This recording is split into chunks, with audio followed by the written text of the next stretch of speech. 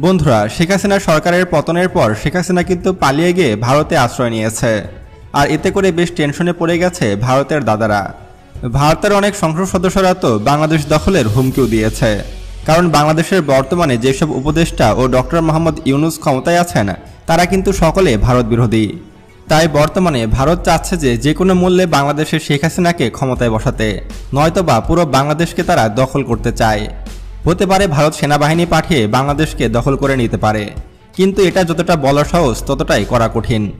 কারণ বাংলাদেশ সেনাবাহিনী তো আর তখন হাতে চুরি পরে বসে থাকবে না। দেশ রক্ষা করার জন্য তারাও যুদ্ধে ঝাঁপিয়ে পড়বে। বাংলাদেশ সেনাবাহিনী পৃথিবীর অন্যতম শক্তিশালী একটি সেনাবাহিনী এবং বর্তমানে বাংলাদেশ সেনাবাহিনীতে 2,60,000-এর মতো অ্যাক্টিভ সৈন্য রয়েছে। এছাড়া বাংলাদেশ সেনাবাহিনীতে রয়েছে অত্যাধুনিক সব মারণাস্ত্র, যেগুলো ভারতের ঘুম হারাম করে দিতে পারে। আপনারা হয়তো ভাবতে পারেন যে ইন্ডিয়ার সেনাবাহিনী তো বাংলাদেশের চেয়ে সাইজে অনেক বড় এবং তারা অনেক বেশি শক্তিশালী, তাহলে বাংলাদেশ কিভাবে ভারতের সাথে পারবে? আসলে ভারতীয় সেনাবাহিনী পৃথিবীর অন্যতম শক্তিশালী বৃহৎ একটি সেনাবাহিনী হলেও তারা সর্বশক্তি বাংলাদেশের বিরুদ্ধে প্রয়োগ করতে পারবে না। কারণ বাংলাদেশ দখল করতে হলে ভারতের কমপক্ষে 25 থেকে 30 ডিভিশন সৈন্যের প্রয়োজন আছে। সেখানে ভারতের হাতে রয়েছে মাত্র 40 ডিভিশন সৈন্য, যার বেশিরভাগ চীন ও পাকিস্তান বর্ডারেই নিয়োজিত থাকে। ফলে ভারত কখনোই পূর্ণ শক্তি নিয়ে বাংলাদেশে হামলা করতে পারবে না। ফলে বাংলাদেশে হামলা করা মানে ভারতের নিজের পদে বাস নেওয়ার মতো। এছাড়াও বাংলাদেশ একটি নদীমাতৃক দেশ। বাংলাদেশ জুড়ে ছড়িয়ে ছিটিয়ে রয়েছে শত শত নদী, যেখানে ভারী কোনো অস্ত্র চলবে না। অর্থাৎ ভারী যুদ্ধ ট্যাঙ্ক, ভারী আর্টিলারি এগুলো কিন্তু বহন করা যাবে না বাংলাদেশের মাটি দিয়ে। ফলে বাংলাদেশ যদি সব রোড ব্লক করে দেয়, তাহলে ভারত কখনোই বাংলাদেশ সেনাবাহিনীর সাথে পূর্ণ শক্তি নিয়ে যুদ্ধ করতে পারবে না। এইসব দিক বিবেচনা করলে ভারত কখনোই আমাদের প্রতিপক্ষ নয়। ভারত আমাদের সাথে যুদ্ধে টিকতে পারবে না। এছাড়াও বাংলাদেশের আরেকটি বড় শক্তি হলো বাংলাদেশের আধা সামরিক বাহিনী বা প্যারামিলিটারি বাহিনী। বাংলাদেশের প্যারামিলিটারি বাহিনী পৃথিবীর সবচেয়ে বৃহত্তম বাহিনী। প্রায় 68 লক্ষ প্যারামিলিটারি বাহিনী রয়েছে বাংলাদেশ সেনাবাহিনীতে, যারা সকলেই অস্ত্র চালাতে জানে। ফলে এত বড় বাহিনীর সামনে ভারত কখনোই দাঁড়াতে পারবে না। প্যারামিলিটারির কথা বাদই দিলাম, শুধুমাত্র বাংলাদেশ সেনাবাহিনীর সামনে দাঁড়ানোর মতো ক্ষমতা ভারত সরকারের নেই। এমনকি আপনি জানলে অবাক হবেন যে বাংলাদেশ সেনাবাহিনীতে খুবই শীঘ্রই আরও ভয়ঙ্কর সব মারণাস্ত্র যুক্ত হচ্ছে।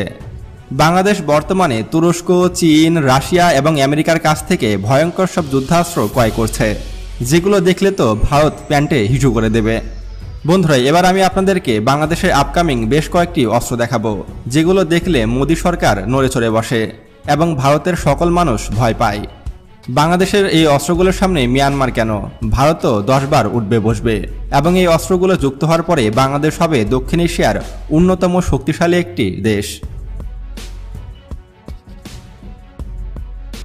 নাম্বার 1, বোরা ব্যালিস্টিক মিসাইল। 2018 সালে বাংলাদেশ সর্বপ্রথম ব্যালিস্টিক মিসাইল ক্রয়ের আলোচনা শুরু করে।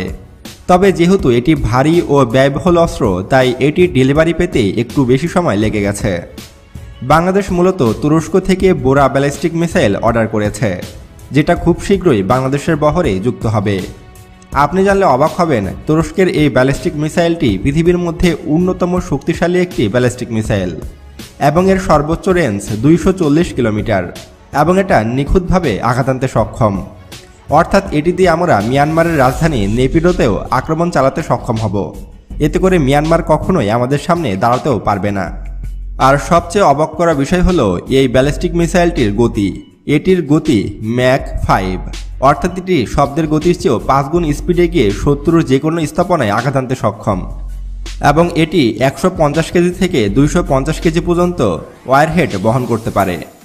আশা করা যাচ্ছে যে আগামী কয়েক মাসের মধ্যেই হয়তো বাংলাদেশ সেনাবাহিনী এই বোরা ব্যালিস্টিক মিসাইলের ডেলিভারি পাবে। Number 2, attack helicopter. বন্ধুরা, আপনারা হয়তো জানেন যে বাংলাদেশ সেনাবাহিনীর কাছে কোনো রকম অ্যাটাক হেলিকপ্টার নেই, অথচ আমাদের পার্শ্ববর্তী দুই শত্রু দেশ ভারত এবং মিয়ানমারের হাতে কিন্তু বিপুল সংখ্যক অ্যাটাক হেলিকপ্টার রয়েছে।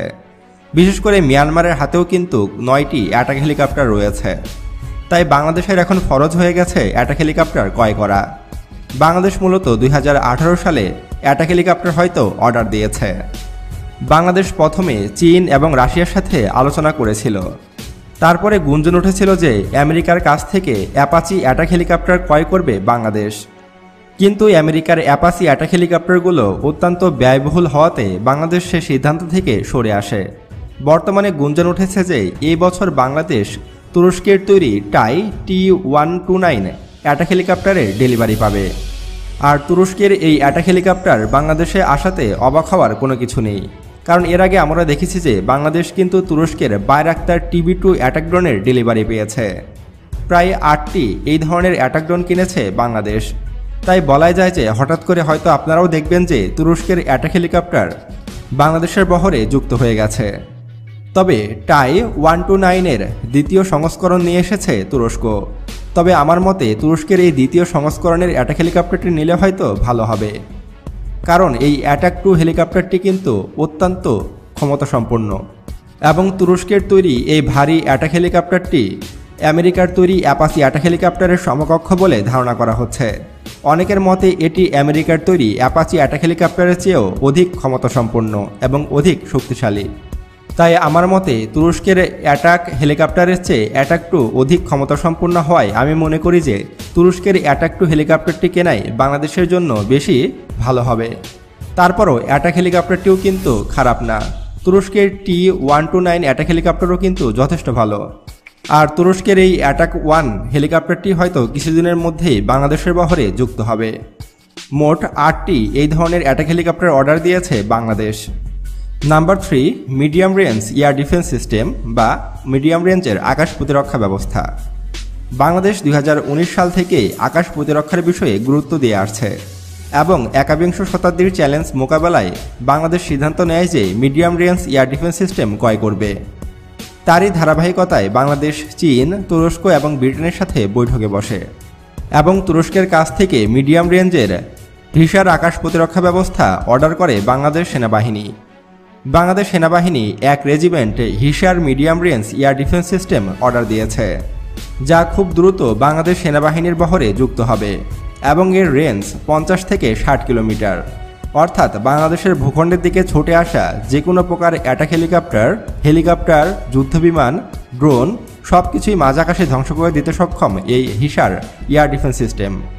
এই এয়ার ডিফেন্স সিস্টেম বাংলাদেশের বহরে যুক্ত হয়ে গেলে ভারত ও মিয়ানমার বাংলাদেশের দিকে চোখ তুলে তাকানোরও সাহস পাবে না। বন্ধুরা, আর আপনি একটা জিনিস কি খেয়াল করেছেন? বাংলাদেশ কিন্তু 2024 সালে ভারী ভারী সব অত্যাধুনিক অস্ত্রগুলো কিন্তু তুরস্কের কাছ থেকে ক্রয় করছে। এটা কিন্তু অনেক ভালো সংবাদ, কারণ এতদিন আমরা চীন, রাশিয়া এবং ব্রিটেনের কাছ থেকে অস্ত্রশস্ত্র ক্রয় করতাম। এতে করে আমাদের টাকাগুলো খ্রিস্টানদের হাতে চলে যেত। কিন্তু তুরস্ক যেহেতু একটি মুসলিম দেশ, সেহেতু আমাদের টাকাগুলো তুরস্কের কাছে জমা থাকবে। শুধু তাই নয়, তুরস্কের অস্ত্রের মানও কিন্তু অন্যান্য দেশের তুলনায় যথেষ্ট ভালো, যা আমরা রাশিয়া ইউক্রেন যুদ্ধ এবং হামাস ইসরায়েল যুদ্ধে দেখেছি। Number 4, panther হাউজার artillery system. বন্ধুরা, প্যান্থার হাউজার আর্টিলারি সিস্টেম কিন্তু বর্তমান যুগের অন্যতম ভয়ঙ্কর একটি অস্ত্র। আর যুদ্ধক্ষেত্রে আর্টিলারিকে বলা হয় শত্রুপক্ষের যমদূত। এই আর্টিলারির ফায়ার পাওয়ারের মাধ্যমে সৈন্যরা কিন্তু একের পর এক অঞ্চল দখল করতে পারে। এই কারণে অনেকে একে যুদ্ধক্ষেত্রের বিধাতাও বলে থাকে। যাদের আর্টিলারি বহর যত বেশি ক্ষমতাসম্পন্ন, যুদ্ধক্ষেত্রে তারাই এগিয়ে থাকবে। আর পদাতিক বাহিনী ছাড়া কিন্তু কখনোই অন্য অঞ্চল দখল করা সম্ভব নয়।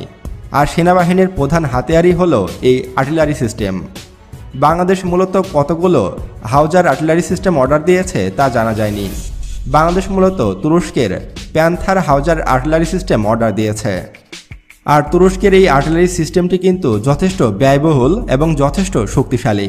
বাংলাদেশ সেনাবাহিনীর হাতে যদি এই প্যান্থার হাউজার আর্টিলারি সিস্টেম চলে আসে, তাহলে ভারত এবং মিয়ানমারের সেনাবাহিনীর তুলনায় বাংলাদেশ সেনাবাহিনী আরও এক ধাপ এগিয়ে থাকবে এবং যুদ্ধক্ষেত্রে বাংলাদেশ সেনাবাহিনীর প্রতিপক্ষরা সবসময় ভয়ে থাকবে।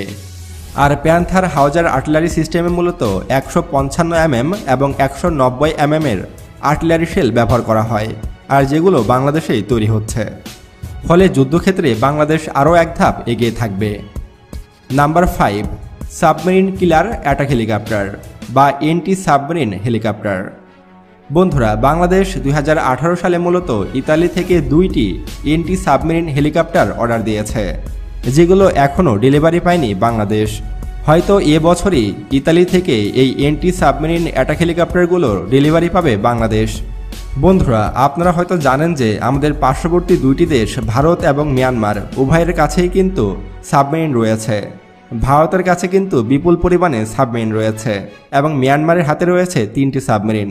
সেগুলোকে ধ্বংসের জন্য বাংলাদেশ সেনাবাহিনীর হাতে বা বাংলাদেশ নৌবাহিনীর হাতে কিন্তু তেমন কোনো অস্ত্র ছিল না। সম্প্রতি বাংলাদেশ নৌবাহিনীতে যুক্ত হতে চলেছে সাবমেরিন কিলার অ্যাটাক হেলিকপ্টার। এটি দিয়ে বাংলাদেশ নৌবাহিনী অনায়াসেই মিয়ানমারের সাবমেরিনগুলোকে ধ্বংস করে দিতে পারবে সাগরের গভীরেই। এমনকি ভারতের সাবমেরিনগুলোকেও ধ্বংস করতে সক্ষম হবে এই এন্টি সাবমেরিন কিলার হেলিকপ্টারটি। হয়তো আগামী কয়েক মাসের মধ্যে আমরা দেখব যে বাংলাদেশের বহরে 2টি এন্টি সাবমেরিন কিলার অ্যাটাক হেলিকপ্টার যুক্ত হয়েছে। বাংলাদেশ নেভির বহরে এইসব সাবমেরিন কিলার অ্যাটাক হেলিকপ্টার যুক্ত হওয়ার পর ভারত এবং মিয়ানমারের সাবমেরিনগুলো সবসময় আতঙ্কে থাকবে। বন্ধুরা, এইসব অস্ত্র ছাড়াও আরও বিভিন্ন অস্ত্র বাংলাদেশ সেনাবাহিনীর বহরে যুক্ত হবে 2024 সালে। আপনারা যদি এই ভিডিওটির পার্ট 2 দেখতে চান তাহলে অবশ্যই কমেন্ট করে আমাদেরকে জানাতে পারেন। আর 2024 সালে এসে বাংলাদেশ সেনাবাহিনীর র্যাঙ্কিং কত এবং বাংলাদেশ সেনাবাহিনীর হাতে কি কি অস্ত্র আছে সে সম্পর্কে জানতে আমাদের এই ভিডিওটি দেখুন।